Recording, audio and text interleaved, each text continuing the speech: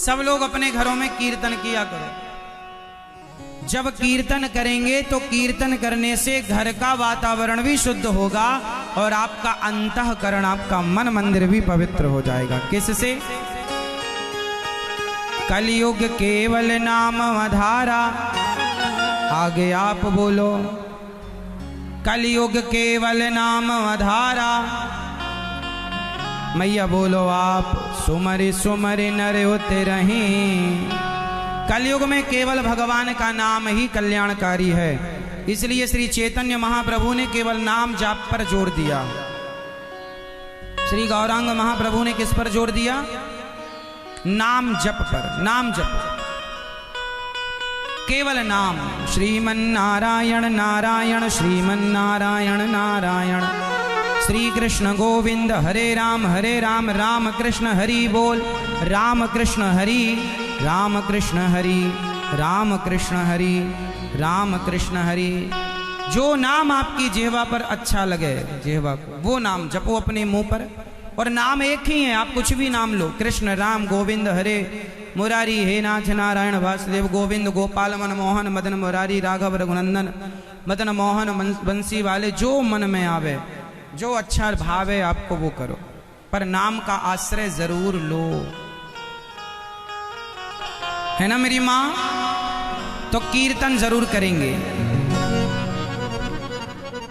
तो आप लोग आज से नियम बनाओ कि आप कम से कम 20 मिनट अपने घर में पत्नी पति बेटी बेटा सब लोग 10 मिनट के लिए दरवाजे बंद कर लो और बाहर पर्ची लिखकर चिपका दो। अभी कीर्तन हो रहा है, आप भी बाहर से कीर्तन करें। अभी प्रवेश नहीं। अभी आधा घंटा मस्त आंख बंद करके भगवान में इतने डूब जाओ उस प्रेम में कि आंखों में अश्रु की धार गिरने लग जाए। फिर देखो जीवन का आनंद। तो आप आधा घंटा कीर्तन करो जोर जोर से, गा गा करके। कितने लोग करेंगे आज से? आप कीर्तन करना मेरी मां। बहुत सारे उपाय करने की जरूरत नहीं है। भगवान के नाम में इतना पावर है कि वो हर समस्या का समाधान भगवान का नाम है।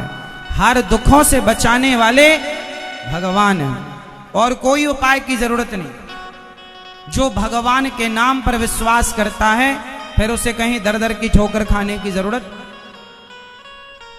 तो रोज कीर्तन करो, अपने घर में रोज कीर्तन करो। पहला तो कीर्तन करना सीखिए। दूसरा, नियम बनाइए कि आधा घंटा सुबह या दोपहर जब समय निकालो, आप पूरा परिवार बच्चा बच्ची के साथ, दादा दादी के साथ, पति पत्नी के साथ कीर्तन करो नियम। तो विश्वास दिलाओ हमें कि आप लोग करेंगे। और यदि आपने ये किया तो आप स्टाम्प पर लिखवा के लाना, मैं साइन करूंगा। जो आप चाहते हैं, संसार का सुख चाहते हैं तो सुख मिलेगा, धन चाहते हैं धन मिलेगा, यदि आप पद प्रतिष्ठा चाहते हैं पद प्रतिष्ठा मिलेगी, और मोक्ष चाहते हैं तो भगवान नाम से मोक्ष। जो चाहिए, जो कामना है आप लिख के रख दो भगवान के चरणों में, कागज पर नियम बनाना है हमेशा जब तक प्राण रहेंगे आपको कीर्तन करना है। आप इच्छा लिख करके भगवान के चरणों में रख दो, कीर्तन करते रहो, भगवान से अथाह प्रेम रखो। बस जो इच्छा है लिख के रख दो भगवान गोपाल जी के चरणों में। बस जो इच्छा है वो पूरी ना हो जाए तो कहना, और आप कीर्तन निरंतर बनाए रखो। आपके घर का क्लेश कष्ट ना समाप्त हो जाए, एक बार मेरे कहने से नाम पर विश्वास करके देखिए। खूब कीर्तन कीजिए, नियम बनाइए कीर्तन। चैतन्य महाप्रभु क्या करते थे? कीर्तन, नाम जप, खूब नाम। तुलसीदास जी ने क्या किया? खूब नाम जप किया। मीराबाई क्या करती हैं? नाम जप, मेरे तो गिरधर गोपाल, मेरे तो गिरधर गोपाल, मेरे तो गिरधर। केवल नाम जप, गिरधर गोपाल गिरधर गोपाल गिरधर गोपाल गिरधर गोपाल, नाम जप। तुलसीदास जी ने सीताराम सीताराम सीताराम सीता, नाम जप। कबीरदास जी ने नाम जप, कबीरा सब जग निर्धना, धनवंता नहीं कोय, धनवंता सोई जानिए, जेखे राम नाम धन होए, राम राम सीता राम। केवल नाम जप। श्री रामानुजाचार्य स्वामी जी ने केवल नाम जप कराया, नाम जप। खूब नाम जप करो, कीर्तन करो बस, और 3 नियम का पालन करो। नियम जरूरी है। नियम क्या क्या होना चाहिए? पहला नियम, माथे पर तिलक लगाने का। माथे पर क्या लगाएंगे मेरी मां? तिलक। स्त्रियां भी तिलक लगाएंगी और पुरुष भी तिलक लगाएंगे। माथे पर तिलक लगाइए, बच्चों की चोटी रखिए। तिलक, बोलो तिलक।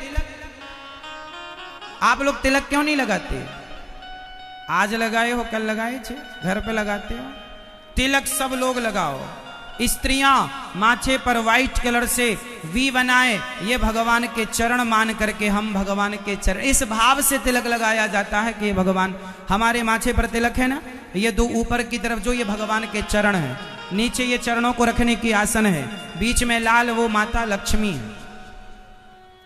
तो तिलक इस भाव से कि भगवान श्रीमन नारायण के चरण हमारे माथे पर हैं, इस भाव से तिलक लगाओ। और पहला तिलक, दूसरा चोटी, बच्चों को चोटी रखो। हिंदू चोटी नहीं रखेगा तो कौन रखेगा? तिलक, चोटी। और तीसरा नियम रखो, घर की रोटी। घर की रोटी का मतलब है घर की ही रोटी खाओ, बाजार की होटलों की रोटियां ना खाओ, वरना तुम्हारी बुद्धि भ्रष्ट ना हो जाए तो कह देना। किसी को अपनी बुद्धि भ्रष्ट करानी है तो बाजार का खाना शुरू कर दो, खाना बाजार के खाने। अच्छा ये बताओ, जैसा होए अन्न, फिर अन्न से मन का संबंध है, समझो। अरे मन अच्छा तो सब अच्छा, मन चंगा तो कठौती में गंगा। मन अच्छा नहीं तो अन्न गलत होगा। आप एक काम करना, मैं अन्न का प्रमाण आपको दे रहा हूं। गीता में लिखा अन्नम ब्रह्म, अन्न ईश्वर का स्वरूप है। आप एक काम करना, किसी चोर के घर जाकर रोटी खाना, तो जब तक उसकी रोटी आपके पेट में है तब तक आपके मन में भी चोरी करने के विचार आएंगे, क्योंकि विचारों का जन्म ही अन्न से होता है। भाई थॉट कहां से प्रकट होते हैं? हमारे अंदर अच्छे। आप 4 दिन कुछ मत खाओ, आप विचार शून्य हो जाएंगे। भाई 4 दिन से कोई भूखा हो तो कोई विचार ही नहीं आएगा। आएगा? आएगा? यदि आपके अंदर अच्छे या बुरे विचार आ रहे हैं तो पेट भरा होगा तो विचार आएंगे, पेट खाली होगा आपके अंदर कोई विचार ना होगा। बोलो हां। इसलिए जितना अच्छा खाओगे उतने अच्छे विचारों का जन्म होगा। इसलिए भोग लगाकर ही खाएंगे। कैसे खाएंगे? कैसे खाएंगे? भगवान जी को तुलसी पत्ता डालकर ठाकुर जी को भोग लगाओ, फिर खाओ। बाजार की चीजें बाजार में बिना नहाए लोग बना रहे हैं। कौन बना रहा है? जूता पहनकर, चप्पल पहनकर। कैसे शुद्धि अशुद्धि? खाओगे तो बुद्धि का क्या होगा? इसलिए जैसा अन्न, यदि मन को संवारना है तो फिर अन्न को सुधारना पड़ेगा। यदि मन को नहीं संवारना तो फिर जो आप खाते हैं खाओ। तो 3 नियम तो रखो। जीवन में नियम होना जरूरी है। जिसके जीवन में नियम नहीं है वो जानवर है, जिसके जीवन में नियम है वो इंसान है, वो समझदार है। इसलिए नियम का होना जरूरी। तो कितने नियम हो गए आपके लिए? जोर से 4। पहला नियम कीर्तन रोज, फिर दूसरा तिलक, चोटी बच्चों की, बेटा की, और घर